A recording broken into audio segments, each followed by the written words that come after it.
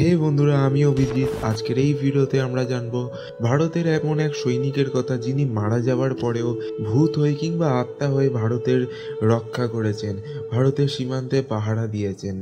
এই পৃথিবীতে বহু মানুষ রয়েছে যারা নিজের দেশে থেকেও নিজেকে সুরক্ষিত মনে করে না, এবং অপরদিকে এমন বহু মানুষ রয়েছে যারা নিজের দেশকে রক্ষা করার জন্য রাত দিন দেশের সীমান্ত পাহারা দিয়ে যাচ্ছে, যাদের আমরা সৈনিক বলি।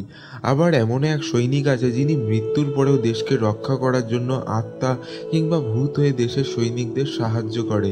শারীরিকভাবে তিনি মৃত হলেও দেশের প্রহরীদের কাছে তার অস্তিত্ব বড় প্রকট। দেশরক্ষকদের সেই অভিভাবক হলেন হরভজন সিং। পাঞ্জাবের কাপুরথালা জেলার এই যুবক 1966 সালে যোগ দেন ভারতীয় সেনাবাহিনীতে পাঞ্জাব রেজিমেন্টের সিপাহী হিসেবে। 1968 সালে হরভজন কর্মরত ছিলেন পূর্ব সিকিমে। এক বৃষ্টি ভেজা রাতে খচ্চরদের পিঠে জিনিসপত্র নিয়ে তিনি চলেছিলেন তাদের ব্যাটালিয়নদের হেডকোয়ার্টার টুকুলা থেকে ডংচুকলায়। পথে খরস্রোতা পাহাড়ি ঝোড়ায় খচ্চরের পিঠ থেকে পড়ে যান তিনি। পরদিন যখন খচ্চরগুলো সাওয়ারিহীন হয়ে টুকলায় ফিরে আসে, তখন চিন্তায় পড়েন হরভজনের সহকর্মীরা। দুদিন ধরে খোঁজা হয় হরভজনকে, কোথাও পাওয়া যায় না তার দেহ। শোনা যায় এরপর দুই সহকর্মীকে স্বপ্নে দেখা দেন হরভজন। বলেন কোথায় গেলে তাকে পাওয়া যাবে, অর্থাৎ তার দেহ পাওয়া যাবে। অনুরোধ করেন সেখানে যেন একটা সমাধিও বানানো হয়। সেই সঙ্গে সহকর্মীদের বলেন মৃত্যুর পরে দেশের সীমানা পাহারা দিয়ে যাবেন তিনি। দুজনে একই স্বপ্ন দেখায় নির্দিষ্ট স্থানে চালানো হয় তল্লাশি, এবং আশ্চর্যজনকভাবে সেখানে পাওয়া যায় হরভজন সিংয়ের দেহ। নাথুলায় ভারত চীন সীমান্তের কাছে সেখানে বানানো হয় সমাধি। পরে পর্যটকদের সুবিধার্থে সমাধি থেকে 9 কিলোমিটার দূরে তৈরি করা হয় হরভজন সিংয়ের স্মৃতিতে মন্দির। ততদিনে তিনি লোকমুখে বাবা হরভজন। এখন এই মন্দিরের নাম বাবা মন্দির। নাথুলা সংলগ্ন অঞ্চলে কর্মরত সৈন্যরা বলেন বাবা হরভজনকে এখনও দেখা যায়। তিনি নাকি ঘোড়ায় চেপে টহল দেন এখানে ওখানে। রাতে প্রায় দেখা যায় ঘোড়ার পিঠে বসে থাকা এক ছায়ামূর্তি টহল দিচ্ছে।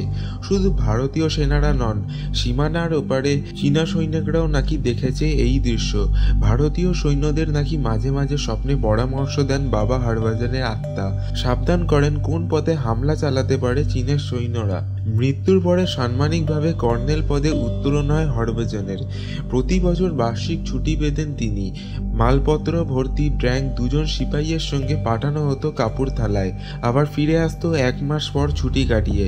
সম্প্রতি অবসর নিয়েছেন তিনি এই ছুটি থেকে।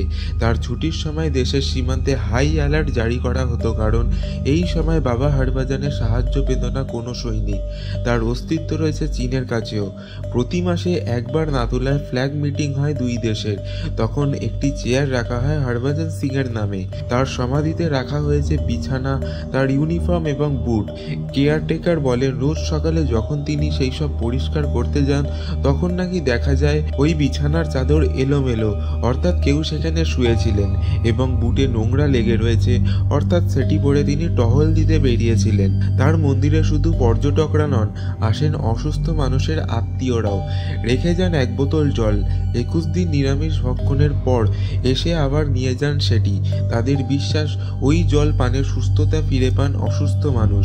এভাবেই মৃত্যুর পরেও ভারতের চীন সীমান্ত রক্ষা করে চলেছেন বাবা হরভজন সিং। ভিডিওটি কেমন লাগলো আপনারা কমেন্ট করে আমাদের অবশ্যই জানাবেন। ভালো লেগে থাকলে ভিডিওটি লাইক করবেন, শেয়ার করবেন, এবং এই ধরনের ভিডিও যদি আপনারা আরও দেখতে চান তাহলে ভিডিওর নিচে দেওয়া যে লাল সাবস্ক্রাইব বাটন আছে সেটাতে ক্লিক করবেন। আপনারা আমাদের ফেসবুক পেজও লাইক করতে পারেন, লিঙ্ক ভিডিওর ডেসক্রিপশনে দেওয়া রয়েছে। দেখা হচ্ছে আবার আপনাদের সাথে পরের ভিডিওতে। বাই বন্ধুরা।